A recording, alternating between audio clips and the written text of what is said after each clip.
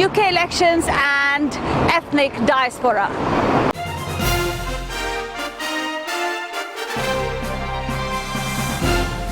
Thank you very much all for your time.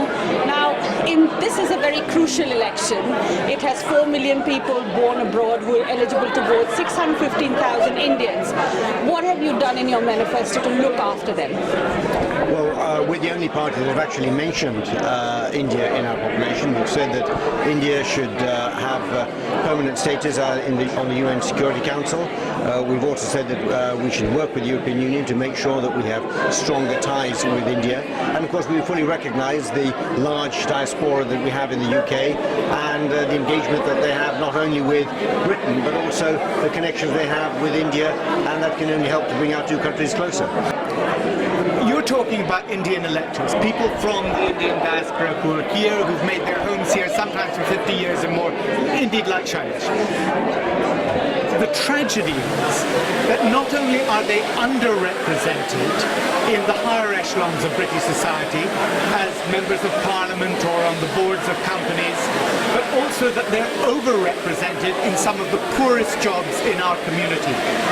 And so what we said within the Labour Party in our manifesto is that we are going to address both of those.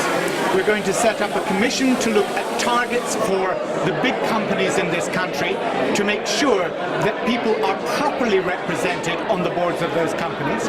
We're setting up a task force in government that will look at every department of government to ensure whether it's health, that specific issues that relate to the different communities are addressed. Whether that's TB, whether it's diabetes, and whether it's in other areas of government. And of course, at the other end, down at the bottom of society, where you have half the Bangladeshi population earning the minimum wage in this country, that really is a disgrace. And what we've got to do is to address that low pay. The 0 hours contracts culture that has been put in place by this government, and make sure that the minimum wage is raised to £8 as a minimum. Your Department of Election had asked for 5 0-hour contracts, advertised for them just recently, 2 days back. Look, what we've said very clearly is we're not going to abolish 0 hours contracts, right? 0 hours contracts have a very important function to play in society. If you're in the catering industry, if you're doing one-off events, if you're doing a general election campaign, which, let's face it, is a one-off event every 5 years, there is a place for 0 hours contract. What we've said is not that we'll abolish them. What we've said is that if you are on the same hours and the same rates for 12 weeks in a row, you should not be kept on a 0 hours contract. You deserve a proper permanent contract of work. I think Barry has a habit of making things exciting. He talks about the commission. We have got the Equality and Human Rights Commission, whose role is to see the position of various group of people, including women, including minorities, where they actually fit in and why aren't they where they should be. I think when you look at this election, it's not a question of what you are doing for the Indian community or Pakistani community. Look at the manifesto. What affects ordinary community in education affects minority. In employment affects minority. It's the overall policy that we build within which we have to ensure that people have a fair share. If that is not there, then there is something very fundamentally wrong. So don't look in the narrow confinement of what is in terms of we are going to do in relation to the community, but look at the wider aspect as to how that manifesto can help people to build their control. Of course, that goes without saying, but just because they belong to a certain community, immigration might be their number one issue, while health might be their second issue.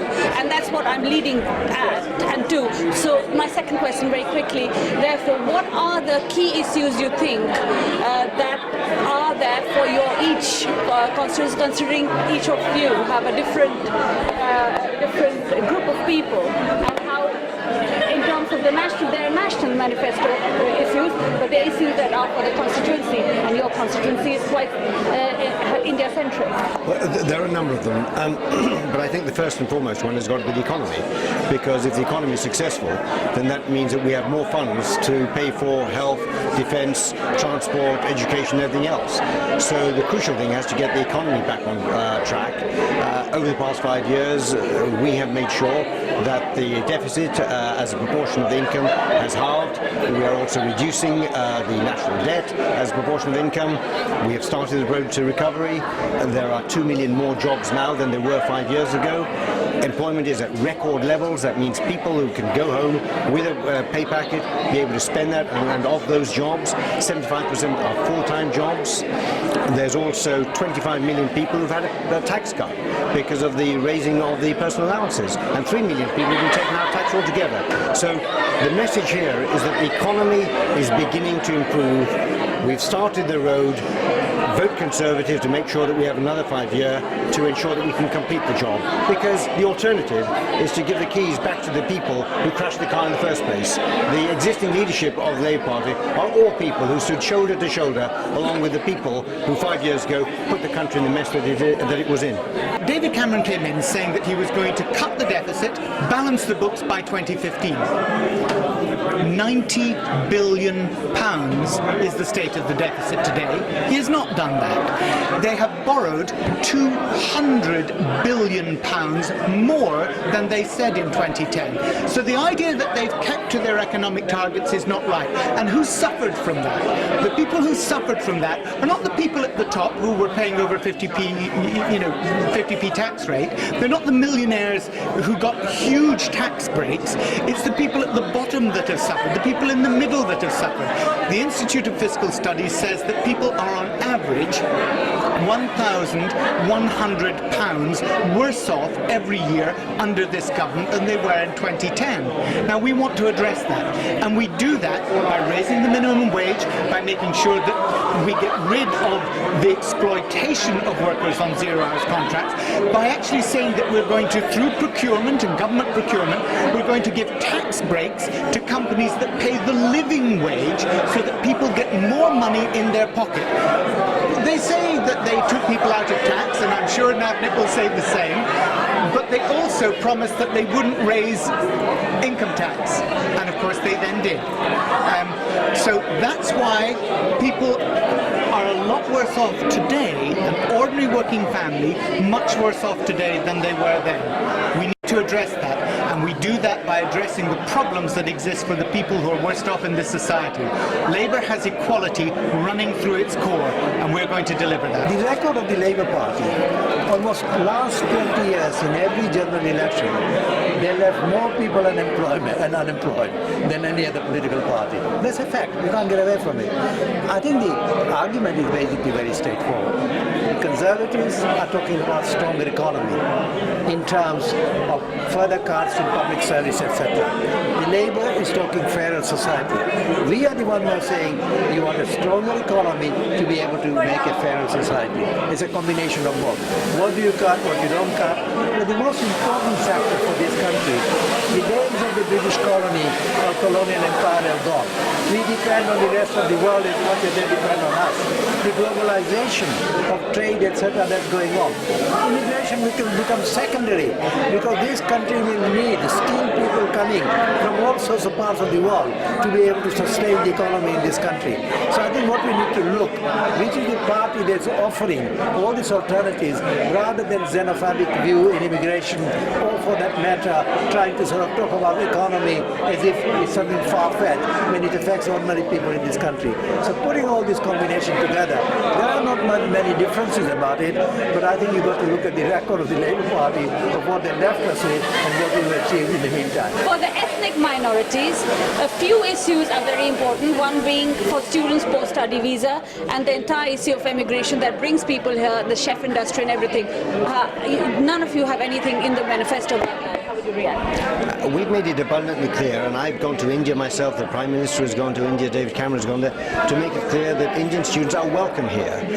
But it is not unreasonable to say that if they come here, they should be able to speak English, that they should be able to fund their existence in this country. And we've also made it absolutely clear that after they are qualified, if there is a job that pays a certain amount, they're welcome to stay and work here. Now, that is the truth. Sadly, it is in the interests of some other people to give misinformation, and sadly, that is what's being reported. So the fact is, Indian students are welcome here, as are students from anywhere else. Last year, the number of visas that were university visas, last year the number of visa applications to universities actually went up by 2%. So the numbers are increasing. Indian students are welcome, as are students from any other country. Look, don't take any notice of the politicians, me included. Listen to what the vice-chancellors of the universities are saying. They're saying that this is a death blow to higher education in the UK. Education is one of our biggest exports, and it's suffering now as a result of this. But it's not just education that is suffering, it's our future trade relations with India, with Pakistan, with China, with the whole of Southeast Asia. Because people came from Malaysia, from Indonesia to study here. They came here to study precisely because they knew that afterwards they could then stay on and work in this country after having got their degree. And if you do that, if you work in a country and study in a country, what happens is you then, when you go back to your own country, are far more likely, 6 times more likely, to then trade with that country, to think of it as a natural partner, a natural ally for your business. I think the first thing we should do is to take these students out of the immigration debate and look at a special category of people of what this country actually needs. And you will see the point that has been made about university depending so much on overseas students coming here. I mentioned earlier 20% drop. There's no problem about getting visa of people who are qualified.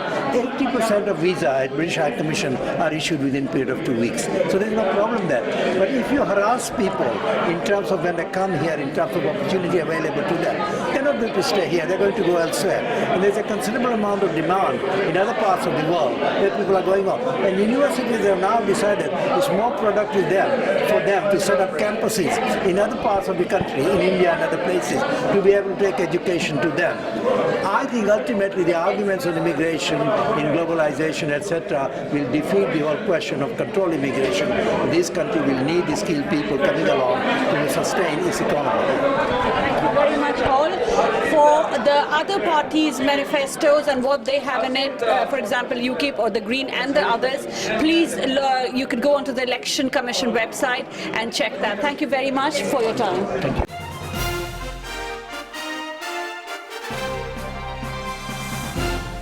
We're going to go for a short while, but we will be back with your views on UK elections just in a jiffy.